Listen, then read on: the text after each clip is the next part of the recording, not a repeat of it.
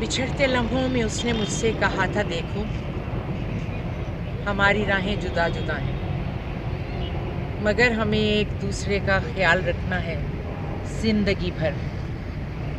किसी भी लम्हा उदासियों की फसील हायल न होने देना, हवा के हाथों पे लिखते रहना जुदाइयों के तमाम किस्से।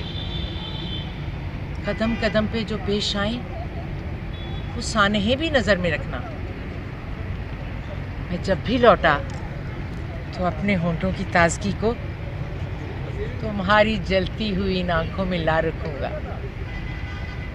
जो सिर्फ मेरी हैं, मेरी अपनी। बिछड़ते लम्हों में उसने मुझसे न जाने क्या कुछ कहा सुना था, और अब उसे भी यही कहेगा वो जिसके हाथों में हाथ डाले नए सफ़र पर निकल पड़ा है।